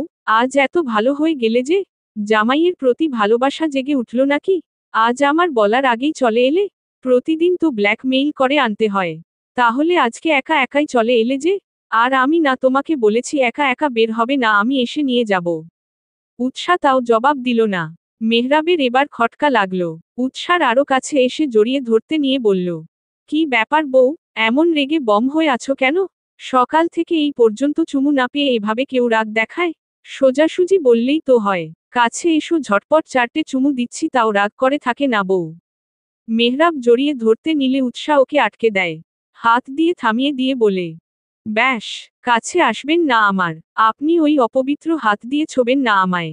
আপনি একটা খু তারা চিহ্ন নি মিস্টার মেহরাব। হিংস্র যা তারা চিহ্ন নো তারা চিহ্ন আরের চেয়েও বেশি হিংস্র আপনি। আপনি একটা খু তারা চিহ্ন নি, খু তারা চিহ্ন নি আপনি। আমার থেকে দূরে থাকুন আপনি, প্লিজ। মেহরাব থমকে গেল উৎসার কথা শুনে। ও রীতিমতো অবাক হয়েছে। টাস্কি খেয়ে বেচারা ধপ করে বসে পড়ল পাশে রাখা চেয়ারে। উৎসা এসব কি বলছে? ও আবার কাকে খু তারা চিহ্ন ন করল? কি বললে? আমি খু তারা চিহ্ন নি? কাকে খু তারা চিহ্ন ন করেছি আমি? উৎসা হা হা করে হেসে ফেলল। হাত তালি দিয়ে হাসতে হাসতে বলল, বাহ মিস্টার মেহরাব মির্জা, আপনি তো ভালোই অ্যাক্টিং করতে পারেন। প্রফেশনাল অ্যাক্টর নাকি? হেয়ালি করো না উৎসাহ, আগে বলো আমি কাকে তারা চিহ্ন ন করেছি? উৎসাহ ঝাঝালো কণ্ঠে বলল, কেন ভুলে গেলেন ইমন নামের ছেলেটার কথা? মেহরাব উৎসার কথার মানে বুঝতে না পেরে বলল, কোন ইমন? কার কথা বলছো তুমি? এত তাড়াতাড়ি ভুলে গেলেন? সেই ইমন যে স্কুলের সামনে আমাদের গলির মোড়ে দাঁড়িয়ে মেয়েদের উত্ত্যক্ত করত। একদিন আমাকে আর তানজিলাকেও বাজে কথা শুনিয়েছিল। মুহূর্তেই মেহরাবের চোখ রক্তিম বর্ণ ধারণ করল। হাত মুষ্টি বদ্ধ করে নিল। দাঁতে দাঁত চেপে বলল, ওর শাস্তির দরকার ছিল। ও যেটা করেছে সেটার বিপরীতে ওর মৃত্যুই অনিবার্য ছিল। ওর মতো কিটদের বেঁচে থাকার অধিকার নেই। শুকরিয়া আদায় করো যে আমি ওকে তারা চিহ্নটে টুকরো টুকরো করে তারা চিহ্ন কুরকে খাওয়াইনি, এটাই অনেক। উৎসার গা শিউরে উঠল। কি সাংঘাতিক কথাবার্তা! উৎসার মাথা চক্কর দিয়ে উঠল। উৎসা বলল, আপনি একটা সাইকো। তারা চিহ্ন নিয়ে আপনি? মেহরাব আয়েস করে বসল। আয়েসি ভঙ্গিতে বলল, এগুলো শুনতে শুনতে অভ্যস্ত আমি। নতুন কিছু বলো। আপনি চিটার, বাটপার, মুখোশধারী অভিনেতা আপনি। কি নিদারুণ অভিনয় ক্ষমতা আপনার! মেহরাব হাই তুলতে তুলতে বলল, কারণ বলো। অযথা মাথা খাটিয়ে ভাবতে পারবো না আমি। উৎসা তেতে উঠল। এত কিছু করেও তার কি সুন্দর আয়েসি ভঙ্গি! খাপ ছাড়া ভাব। উৎসার গা পিত্তি জ্বলে উঠল। মেহরাবের কাছে এসে একটানে দাঁড় করিয়ে শার্টের কলার ধরে ঝাঁকিয়ে বলা শুরু করল, কেন আপনি আমার সাথে এমনটা করলেন? বিয়ের দিন রিয়াদকে কিডন্যাপ করে আমার বাবার মান সম্মান ধুলোয় মিশালেন। অতঃপর নিজেই হিরো সেজে এসে আমায় বিয়ে করলেন। এসব করে নিজেকে হিরো প্রমাণ করতে চাইছেন আপনি? এসব করে কি লাভ আপনার? কেন আপনি আমার সাজানো গোছানো জীবনটাকে এভাবে এলোমেলো করে দিলেন কেন? দয়া দেখাতে চেয়েছিলেন আমার ওপর? কেন এগুলো করেছেন আপনি? মেহরাব দাঁতে দাঁত চেপে বলল, স্বামীর কলারে হাত দিতে হয় না জানো না? এতটা অভদ্র হলে থেকে। আর রইল ওই রিয়াদের কথা। এগুলো কি ও নিজের মুখে তোমায় বলেছে? হ্যাঁ। মেহরাব দাঁতে দাঁত চেপে বিড়বিড় করে বলল, সাতারা চিহ্ন লার যে পাখা গজিয়েছে সেটা আগেই খেয়াল রাখা উচিত ছিল। তাহলে এত দূর আসতো না বিষয়টা। সাতারা চিহ্ন লাকে টাইট দিতে হবে। মুখে বলল, তুমি ওর কথা বিশ্বাস করে নিলে? যেই ছেলেটা বিয়ের দিন না এসে তোমায় অপমান করলো তুমি তার কথা বিশ্বাস করে নিজের হাসবেন্ডের কাছে জবাব চাইছো? বিশ্বাস করেছি কি করিনি সেটা পরের বিষয়। আমি আপনার কাছে সত্যিটা জানতে চাই। একটা মানুষ এমনি এমনি তো কোনো কারণ ছাড়া এগুলো বলবে না, তাই না? আর যদি তিনি মিথ্যা বলে তাহলে আমি তাকে জেলের ভাত খাওয়াবো, আপনি শিওর থাকেন? এখন সত্যিটা বলুন। মেহরাব ঘাবড়ে গেল। উৎসাহ যে বিষয়টা এত সিরিয়াসলি নিবে কে জানতো? রিয়াদকে জেলের ভাত খাওয়াতে পারলে ওকে যে কি করবে সেটাই ভাবছে মেহরাব। একবার আর চোখে বউয়ের দিকে তাকালো। বউ রণমূর্তি রূপ ধারণ করে দাঁড়িয়ে আছে। এদিক থেকে ওদিক হলেই সোজা গর্দান যাবে। কি হলো, উত্তর দিচ্ছেন না কেন? উৎসাহ এবার ধমকে উঠল। মেয়েটার সাহস তো কম না, ওকে ধমকাচ্ছে। মেহরাব খাপ ছাড়া ভাব নিয়ে বলল, বিয়ের দিন যেটা দেখেছ সেটাই সত্যি। উৎসাহ গর্জে উঠল, মিথ্যা! মিথ্যা কথা বলছেন আপনি। আমি যে মিথ্যা কথা বলছেন তার প্রমাণ কি? আর আমার কি খেয়ে দে কাজ নেই নাকি? আমি রিয়াদ নাকি যেন নাম ছেলেটার? আমি কেন ওকে কিডন্যাপ করতে যাব? উৎসাহ ফুঁসে উঠল। ব্যস্ত হাতে পাশে থাকা ফোনটা তুলে নিল। কিছু একটা খুঁজছে মেয়েটা। অবশেষে পেয়ে যেতই মেহরাবের চোখের সামনে ধরল। মেহরাব উৎসাহ চোখের সামনে ফোন ধরলে ভালো করে দেখল। এগুলো তারই পাঠানো তারা চিহ্নমুখী বার্তা। এরপরও বলবেন আপনি কিছু করেননি? আপনি সাধু পুরুষ? মেহরাব হাই তুলল। এমন ভাব করল যেন ও কিছু দেখেইনি।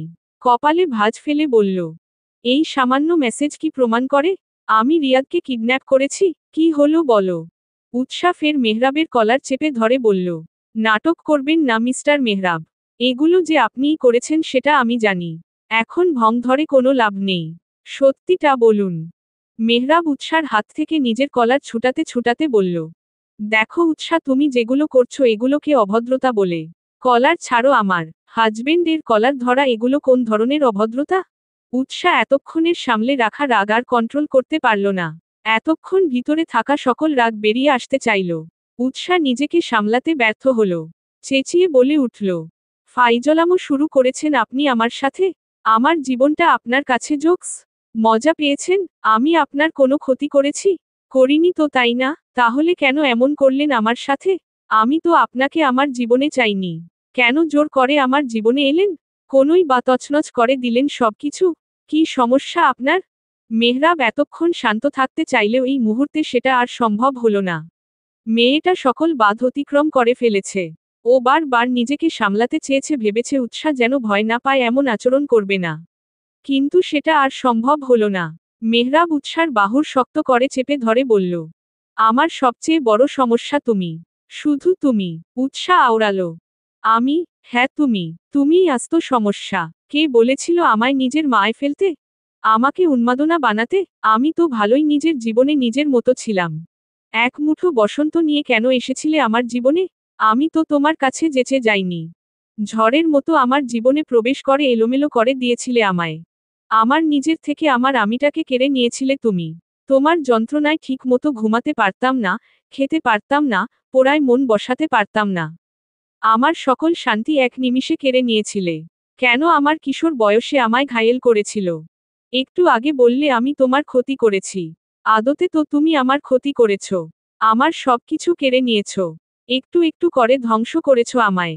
কই, আমি তো একবারও তোমার নামে অভিযোগ তুলিনি।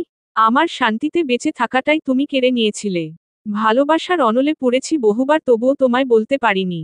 এই কষ্টের মানে বোঝো? তুমি কাউকে ভালোবাসো কিন্তু তাকে কিছু বলতে পারছো না, উল্টো অপর পাশের ব্যক্তি তোমায় ঘৃতারা চিহ্ন না করে। কখনো ভেবে দেখছো অনুভূতিটা কেমন হয়? দম বন্ধ হয়ে আসে। তুমি বুঝবে না। মেহরাব থামল। উৎসাহ থমকে এক দৃষ্টিতে তাকিয়ে আছে মেহরাবের দিকে। মেহরাব পুনরায় বলা শুরু করল, হ্যাঁ আমি রিয়াদকে তারা চিহ্ন মুখী দিয়েছি, বিয়ের দিন ওকে কিডন্যাপ করেছি, বেশ করেছি। এত বছর ভালোবাসেছি কি এমনি এমনি? নিজের ভালোবাসাকে অন্যের হাতে তুলে দেওয়ার মতো ছেলে আমি না। নিজের ভালোবাসাকে অন্যের হাতে তুলে দিয়ে দেবদাসের মতো পথে পথে ঘুরতে পারবো না আমি। আমি নিজের ভালোবাসাকে পাওয়ার জন্য শেষ পর্যন্ত যেতে পারি, এমনকি ছিনিয়েও নিতে পারি। এবং আমি সেটাই করেছি। এখন তুমি আমার, শুধুই আমার। আমার থেকে এক চুল পরিমাণ দূরে যেতে দিব না তোমায়। এতে যা কিছু হয়ে যাক। বুঝেছ তুমি? উৎসাহ হয়ে তাকিয়ে রইল মেহরাবের দিকে। ওর পিছনে এত কিছু হয়ে গেল আর ও জানতেই পারল না। মেহরাব ওকে ভালোবাসে? আর যাই হোক, মেহরাব ওকে ভালোবাসতে পারে না। নিজের জেদের জন্য নিশ্চয়ই লোকটা মিথ্যা বলছে। উৎসাহ মেহরাবের হাত থেকে নিজেকে ছাড়াতে ছাড়াতে বলল, আপনার সাথে থাকা যায় না। আপনি একটা তারা চিহ্ননি, সাইকো। আমি কালই বাড়ি চলে যাব। মেহরাব আরো শক্ত করে চেপে ধরে বলল, বাড়ির বাহিরে এক পা দিলে ঢ্যাং ভেঙ্গে ফেলবো বলে দিলাম। এরপরও যদি তুমি বের হও তাহলে সম্পূর্ণ দায়ী তুমি থাকবে। আমার অবশ্য খোড়া বউ কোলে নিয়ে ঘুরতে সমস্যা নেই। উৎসাহ ব্যথা পাচ্ছে। মেহরাবের আঙ্গুল যেন ওর বাহুতে ডেবে গেছে। ছাড়ুন, লাগছে আমার। তোমার তো শরীরে লাগছে। আমার যে মনে লেগেছে সেই বেলায়। শরীরের ব্যথা তো একটা সময় চলে যাবে, কিন্তু মনের ব্যথা, তার কি হবে? উৎসাহ মেহরাবের চোখে চোখ রেখে প্রশ্ন ছুড়ল, এই আপনার ভালোবাসার নমুনা? মেহরাব সাথে সাথে উৎসাহকে ছেড়ে দিল। গভীর চোখে তাকালো উৎসার চোখে। অন্যরকম কণ্ঠে বলল, মেহরাব মির্জার ভালোবাসা বোঝার ক্ষমতা তোমার নেই মেয়ে। তুমি তো ব্যস্ত তার ত্রুটি খুঁজতে। তার ভালোবাসা তুমি বুঝবে কি করে? গোধূলি বিকেলে আকাশে ক্লান্ত মেঘেদের খেলা চলছে। পেজো মেঘেদের দল পুরো আকাশ জুড়ে ঘুরে বেড়াচ্ছে। একটু পর পর দলে দলে পাখি উড়ে যাচ্ছে তাদের নীড়ে। আপন মানুষের অপেক্ষার অবসান ঘটাতে ফিরে যাচ্ছে আপন বাসায়। তবে মেহরাবের মাঝে সেই তারা নেই। ও এক মনে বিশাল আকাশের নিচে বসে রয়েছে। আস্তে করে গা এলিয়ে দিল মাঠের সবুজ ঘাসের ওপর। দুহাতের ওপর মাথা এলিয়ে বিশাল বিস্তৃত আকাশ পানে দৃষ্টি ঠেকালো। যেন ক্লান্ত পথিক এক মুঠো স্বস্তির আশায় পথ চেয়ে বসে আছে। ছেলেটার মাঝে না আছে তারা, আর না আছে ভাবাবেগ। কেমন অনুভূতি শূন্য তার আখিদয়। কথায় আছে, প্রিয় মানুষটার থেকে অবহেলা পেতে পেতে মানুষ পাথর হয়ে যায়। তার মাঝে অনুভূতি নামক কিছুই আর অবশিষ্ট থাকে না। মেহরাবে হয়েছে সেই অবস্থা। ক্লান্তিতে শরীর ছেড়ে দিয়েছে। এখন আর কিছুই তাকে স্পর্শ করছে না। প্রেয়সীর বারবার তাকে ভুল বোঝা, ছেড়ে যাওয়া আর মেনে নিতে পারছে না ছেলেটা। মেয়েটা কেন বোঝে না মেহরাব তাকে এতটা ভালোবাসে? মেহরাব কি করেনি ওর জন্য? এই এত পা তারা চিহ্ন গলামো, উন্মাদনা, বেয়ারা জীবনের সমাপ্তি ঘটিয়ে লাইফ নিয়ে সরিয়াস হয়েছে, তাও মেয়েটা রীতিমতো তাকে অবজ্ঞা করেই যাচ্ছে। মেহরাব চেয়েছে তাকে আঁকড়ে ধরে বাঁচতে। কিন্তু মেয়েটা একবারের জন্য ওকে বোঝনি, আর না চেয়েছে বুঝতে। বারবার দূরে ঠেলে দিয়েছে অবহেলায়। মেহরাব এবার পণ করেছে কোনো মতেই উৎসার কাছে ফিরবে না।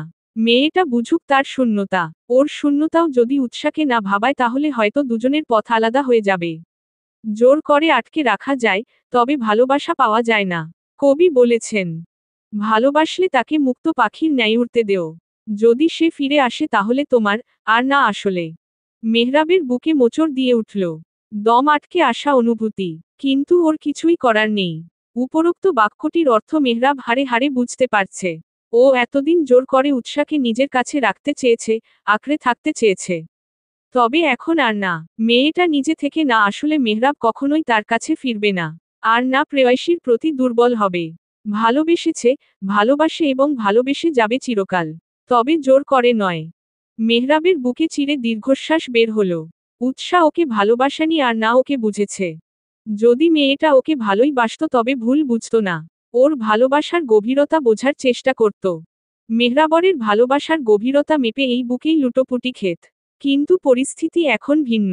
গত দুদিন যাবৎ মেহরাব বাড়ি যায় না। বাড়ির কোনো খবরই তার কাছে নেই বললেই চলে। সেই যে বেরিয়েছে কারো সাথে যোগাযোগও করেনি। ফোন বন্ধ করে রেখেছে। আপাতত কাছের এক বন্ধুর বাসায় আছে। বন্ধুকেও বলে দিয়েছে তার খবর কাউকে না জানাতে। তবে সে এটা জানে উৎসাহ বাড়িতে নেই। ও বেরিয়ে আসার কতক্ষণ পরেই বেরিয়েছে। বলে গেছে বাবার বাড়ি যাচ্ছে। সালেহা বেগমও মানা করেনি। মেহরাব বিস্তৃত আকাশ পানে তাকিয়ে দীর্ঘশ্বাস ফেলে বলল, তুমি আমায় কখনোই ভালোবাসনি বউ, আর না বুঝেছ। অবহেলায় রেখেছ দূরে দূরে। কখনো দূরে সরে গেলে কেঁদেও কুল পাবে না। তখন মনে হবে এই পৃথিবীতে মেহরাব মির্জা নামক এক উন্মাদ ছিল যে তোমাকে একবুক ভালোবেসেছিল। আমার মতো ভালো তোমায় আর কেউ বাসতে পারবে না, কেউ না। দেখে নিও। বিগত দুদিনে ঠিক মতো খাওয়া দাওয়াও করেনি মেহরাব। জীবনটা হুট করে কেমন বদলে গেল। আধো আধো খুনসুটিময় জীবনটা বিষাদে রূপান্তরিত হলো এক নিমিষেই। মেহরাব তো উৎসাকে কখনোই জোর করেনি। চেয়েছিল মেয়েটা নিজে থেকে এগিয়ে আসুক, তাকে একটু হলেও ভালোবাসুক। কিন্তু সেটা হলো না। সেই অপ্রিয়েই রয়ে গেল। চির জীবন কি তবে তাকে অপ্রিয় হয়েই কাটাতে হবে? পাবে না প্রেয়সীর একটু খানি ভালোবাসা? প্রিয় হবার সুযোগ? মেহরাবের কাছে একটা প্রশ্নের উত্তরও নেই। বুকে চিরে কবেও হাহাকার আর দীর্ঘশ্বাস বেরিয়ে আসে। বিগত দুদিন ঘুমও হয়নি। হবে কি করে? শূন্য বুকে প্রেয়সীর হাহাকার তার রাতের ঘুম কেড়ে নিয়েছে। সারা রাত এপাশ ওপাশ করেও ঘুমাতে পারেনি। ক্লান্তিতে চোখ বুজে আসছে। মেহরাব ক্লান্তিতে চোখ বুজে ফেলল। তলিয়ে গেল ঘুমের দেশে। M dash M dash M dash M dash. বিগত দুইটো দিন উৎসার মনে হলো কেমন ঘোরের মাঝে কেটে গেল। কিছুই বুঝতে পারল না। মনে মনে কিছুটা খুশিও হলো। এখন সে মুক্ত। মুক্ত পাখির ন্যায় জীবনটাকে উপভোগ করবে। মেহরাব নামক সাইকোটা আর তাকে আটকে রাখতে পারবে না। উৎসাহ ভেবে নিয়েছে ও আর কখনোই ও বাড়িতে ফিরে যাবে না। বিগত দুদিন ভালোই গেছে তার। সকাল বেলায় কলেজে গিয়েছে। কলেজ থেকে এসে ঘুমিয়েছে। বিকেলে ভাইয়ের সাথে খুনসুটি, তানজিলার সাথে কলে আড্ডা, রাতে একটু পড়তে বসেছে, ব্যাস এভাবেই কেটে গেছে দুটি দিন। বাবা, মা, ভাইয়ের আদরে সে দিব্যি আছে। যেদিন এসেছিল সেই দিন অবশ্য তনা বেগম জিজ্ঞেস করেছিল, কিরে জামাই বাবা কোথায়? উৎসাহ কপাল কুঁচকে জিজ্ঞেস করেছিল, আমি এসেছি এতে খুশি হওনি? না, না, খুশি তো হয়েছি কিন্তু মেহরাব আসেনি। উৎসাহ জিভে দিয়ে ঠোঁট ভিজিয়ে নিল। না চাইতেও তাকে মিথ্যা কথা বলতেই হবে। তনা বেগমকে সত্যিটা জানতে দেওয়া যাবে না। তারা যে দেখে শুনে মেয়েকে একটা সাইকো, তারা চিহ্ন নির হাতে দিয়েছে সেটা জানলে তারা কষ্ট পাবে। না, উনি কাজে ব্যস্ত। তাই আমি একাই এসেছি। এরপর আর কেউ কিছু জিজ্ঞেস করেনি। উৎসাহ পড়ছিল। এমন সময় রুমে প্রবেশ করে তিয়াস। উৎসার মাথায় গাঁটটা মেরে বলে, কিরে পে তারা চিহ্ন ততনি কি করছিস? উৎসাহ মাথা ডলতে ডলতে এক প্রকার ঝাড়ি দিয়েই বলল, দেখছো না পড়ছি? কানা হয়ে গেলে নাকি? তুই নিজে থেকে পড়ছিস, তাও আমায় মানতে হবে? না মানলে নাই। কি বলতে এসেছো সেটা বলে বিদায় হও। তোর ঘরে আমি থাকতে আসিনি। জরুরি কাজেই এসেছি। মেহরাবের সাথে তোর কথা হয়েছে? উৎসাহ ঘাবড়ে গেল। ভাইকে এখন কি জবাব দিবে? বিগত 2 দিনে মেহরাব ওকে একবারও কল দেয়নি। আর না ও দিয়েছে। লোকটা কল দিলেও ধরবে না বলে পণ করে বসেছিল। এখন তিয়াসকে সেটা বলবে কি করে? আসলে কালকে রাতের পর ওনার সাথে আমার কথা হয়নি। উনি নাকি আজকে ব্যস্ত থাকবে, তাই আমিও আর কল দেইনি। বিকেল থেকে ওকে কল দিয়ে যাচ্ছি, বেটার ফোন ধরার নামই নেই। ওর সাথে আমার জরুরি কথা ছিল। তোকে ফোন দিলে বলিস আমার সাথে যোগাযোগ করতে। উৎসাহ মাথা নেড়ে সায় জানালো। তিয়াস রুম থেকে বেরিয়ে গেল। উৎসাহ ওর যাওয়ার দিকে তাকিয়ে ফোঁস করে দম ছেড়ে বলল, বজ্জাত বেডা এখনও আমায় শান্তি দিবে না। এম। কেটে গেল আরও 3টে দিন। উৎসার কাছে মেহরাবের কোনো খবর নেই, আর না ইচ্ছে আছে খবর নেওয়ার। কিন্তু ও অবাক হয়েছে এতদিনেও মেহরাবের কাছ থেকে কোনো কল না পেয়ে। লোকটা তো ওকে এতদিন বাবার বাড়ি থাকতে দেওয়ার মতো মানুষ না। ওকে তারা চিহ্নমুখী ধামকি দিয়ে নিয়ে যেত। তাহলে কি কিছু হলো মানুষটার? উৎসাহ বাজে চিন্তা মাথা থেকে বের করে দিল। এমন সময় পাশে থাকা ফোন বিকট শব্দে বেজে উঠল। আচমকা এমনটা হওয়ায় উৎসাহ ভয় পেয়ে গেল। নিজেকে সামলে ফোন ধরতেই দেখল রিনির কল। এই সময়ে রিনির কল দেওয়ার কারণ খুঁজে পাচ্ছে না। উৎসাহ ফোন রিসিভ করে কানে নিল। কুশল বিনিময় করে প্রথমেই রিনির প্রশ্ন, মেহরাব কোথায় জানিস বনু? ওর সাথে তোর কথা হয়েছে? উৎসাহ হয়ে গেল। রিনি ওকে এই কথা জিজ্ঞেস করবে ভাবেনি। কি উত্তর দিবে এখন? তোতলানো কণ্ঠে বলল, কেন, উনি বাড়ি যাননি? রিনি তড়িৎ গতিতে জবাব দিল, না, তুই যাওয়ার পর একদিনও বাড়ি আসেনি। আর না ফোন রিসিভ করছে। আমি, তোর ভাইয়া, মা, বাবা সবাই চিন্তিত। এতবার করে কল দিচ্ছি বারবার ফোন বন্ধ বলছে। ছেলেটা তো এমন করার মানুষ না। উৎসাহ কি জবাব দিবে বুঝতে পারছে না। রিনি পুনরায় জিজ্ঞেস করল, মেহরাবের সাথে তোর কথা হয়েছে? তোদের বাড়ি গেছে? এতদিন হয়ে গেল তুইও আসছিস না। উৎসাহ থতমত খেয়ে গেল। জবাবের কোঠা শূন্য ওর, কিছুই বলার মতো নেই। কি হলো বল? আসলে এই বাড়ি আসার পর থেকে আমারও ওনার সাথে কথা হয়নি। উনিও কল দেয়নি আর আমিও না। তোদের বাড়িও যায়নি? উৎসাহ মিনমিনে কণ্ঠে জবাব দিল, না। কি বলছিস? মাথা ঠিক আছে তোর? মেহরাব তো একটা দিনও তোকে ছেড়ে থাকতে পারে না। সেখানে 5 দিনে ও তোকে কলও দেয়নি আর না তোদের বাড়ি গিয়েছে, কিভাবে সম্ভব এটা? উৎসাহ জবাব দিল না। উৎসাহকে চুপ থাকতে দেখে রিনি শান্ত কণ্ঠে জিজ্ঞেস করল, তোদের মাঝে আবার কিছু হয়েছে? উৎসাহ তাও জবাব দিল না। রিনি পুনরায় জিজ্ঞেস করল, ঝগড়া করেছিস দুজন? উৎসাহ তাও চুপ। এবার আর শান্ত থাকতে পারল না রিনি। উত্তেজিত কণ্ঠে বলল, প্লিজ উৎসাহ, কি হয়েছে আমাকে খুলে বল। মেহরাব কখনো এতগুলো দিন কাউকে কিছু না বলে বাড়ির বাহিরে থাকার ছেলে না। এ বাড়িতে আসার পর আমি ওকে কখনো এমন করতে দেখনি। প্লিজ পুরো ঘটনা বল আমায়। উৎসাহ দম নিল। একে একে খুলে বলল সকল ঘটনা। রিনি তাজ্জব বনে গেছে। এত কিছু ঘটে গেছে আর ও কিছুই জানে না। উৎসাহ কান্না করতে করতে বলল, উনি একটা খুতারা চিহ্ন নি আপু। সাইকো উনি। ওনার সাথে থাকা আমার পক্ষে সম্ভব না। ওনার জন্য আমি কোথাও যেও পারি না, ঠিক মতো বাবার বাড়িও থাকতে পারি না। ওনার তো তারা চিহ্ন চারে অসহ্য হয়ে উঠেছি আমি। এটা অত্যাচার না উৎসাহ, এটা ভালোবাসা। উনি আমায় একটুও ভালোবাসে না। ভালোবাসলে এভাবে বন্দি করে রাখত না। একটা জলজ্যান্ত ছেলেকে মেতারা চিহ্ন রে ফেলেছে তোমার দেবর। উনি একটা খুতারা চিহ্ন নি।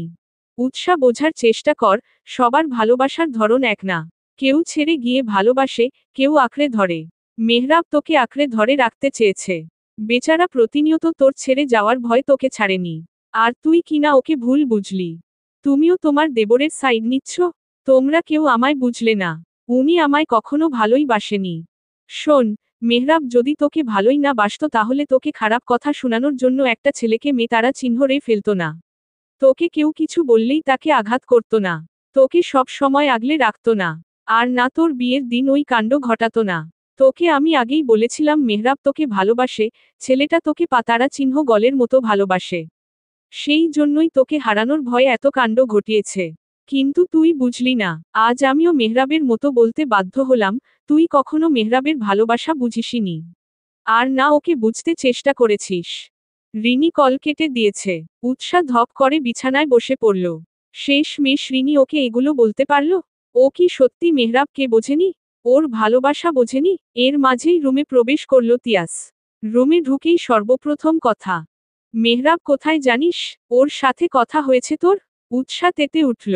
ঝাড়ি মেরে বলল, তোমার বন্ধুর সব খবর নিয়ে কি আমি বসে থাকি? আমাকে জিজ্ঞেস করছো কেন?